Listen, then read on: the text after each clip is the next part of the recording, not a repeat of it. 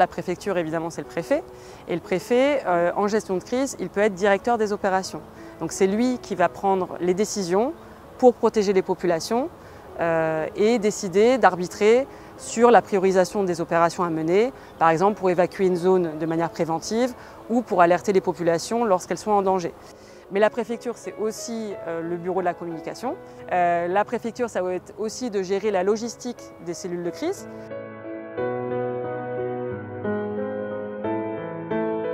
Pendant la crise, donc on est présent en centre opérationnel départemental, en COD, et on fait, aux côtés de nos différents partenaires, un appui technique auprès du préfet pour, j'allais dire, décrypter l'événement et lui indiquer un peu le niveau de gravité pressenti et sa localisation potentielle. Ensuite, je dirais que la première étape, ça va être de décrire ce qui s'est passé. Ça, c'est capital, car c'est une donnée essentielle pour voilà, l'organisation des secours, la reconstruction, la réaction en post-crise. Et ensuite, on a le traitement de tout ce qui est l'indemnisation des dommages avec la dotation de solidarité sur les équipements publics, la gestion du fonds Barnier pour les habitations sinistrées, la prise en compte de l'événement dans l'urbanisme via des portées à connaissance, via des mises à jour des PPR ou la réalisation des PPR si le secteur n'était pas couvert par des PPR. C'est une très forte charge de travail qui vient se rajouter à tout le reste.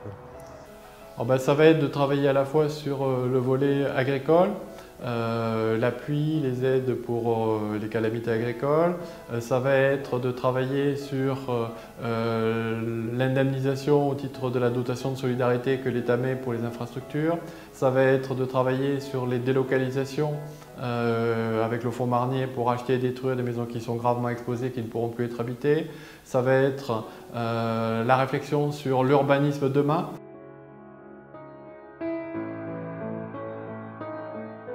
Donner de l'information au PC Route, donner de l'information en préfecture. On avait les élus qui nous appelaient.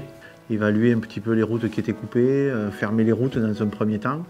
Et puis assez vite, dans les jours qui ont suivi, commencer à déblayer un petit peu les routes et à faire une toute première évaluation des dégâts.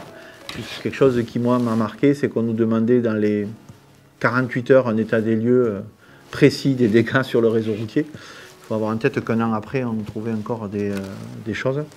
Et on a eu donc un gros travail d'état des lieux de notre réseau réalisé par nos équipes en régie. Donc vraiment, nous, notre rôle, c'est de vulgariser ça et de transmettre un bulletin prévisionnel aux communes, aux services de l'État, aux EPCI, vraiment à tous nos partenaires, et mettre des bulletins hydrométéorologiques qui vulgarisent les éléments très techniques, l'état de saturation des sols, les fourchettes de pluie prévues, la localisation et les réactions attendues sur les cours d'eau.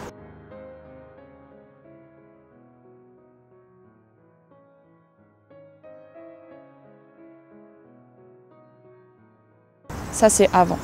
Après, pendant la crise, on va avoir différents rôles également d'observation du territoire et également d'appui aux communes. Donc il y a certaines communes qu'on va alerter en direct, donc c'est les territoires sur lesquels on est service d'annonce locale des crues, également les territoires où il y a des digues, donc des systèmes d'endiguement classés. Donc il y a également des agents de terrain qui vont aller sur site, vérifier les ouvrages avant que ça devienne vraiment trop dangereux évidemment. Donc des patrouilleurs, des experts de digues et ouvrages, et également prépositionner les moyens sur le terrain, donc mobiliser les entreprises avec lesquelles on travaille pour pouvoir intervenir le plus rapidement sur les secteurs sinistrés.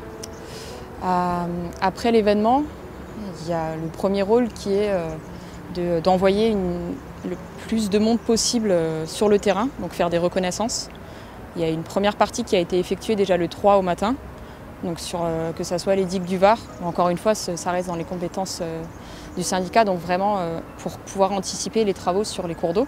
On croise les prévisions météo avec les données issues de nos capteurs et on a la possibilité donc d'envoyer des messages à des référents communaux qu'on appelle des veilleurs communaux. Donc la CAVEM est constituée de 5 communes membres et on leur envoie en fait ces diagnostics hydrométéo avec un niveau de vigilance. Donc une mise en vigilance, une mise en préalerte ou une mise en alerte. Parcourir les cours d'eau sur lesquels nous sommes compétents pour relever les désordres et dresser un inventaire des réparations à réaliser. Et le deuxième service qui va intervenir, et non des moindres au niveau de la CAVEM, c'est le service développement économique. Les déclarations des entreprises, et notamment des agriculteurs dans la basse vallée de l'Argence. Donc on va apporter une assistance au niveau des aides qu'ils peuvent percevoir, au niveau des déclarations de sinistres. Et également, il y a un gros potentiel de soutien psychologique vis-à-vis de ces personnes.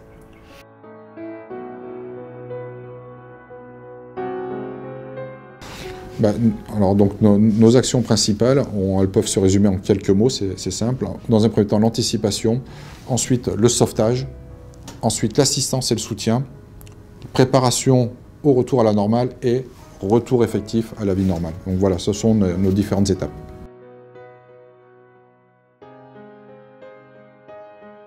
Les actions phares, on va dire, c'est tout ce qui est soutien psychologique, le recensement des besoins avec la transmission donc, aux instances, aux communes.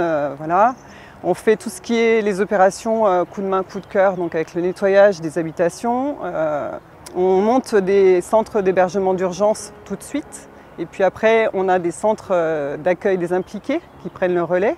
Le rôle, c'est aider, écouter, accompagner et surtout faire en sorte que ça n'arrive plus, ou du moins que ce soit moins grave.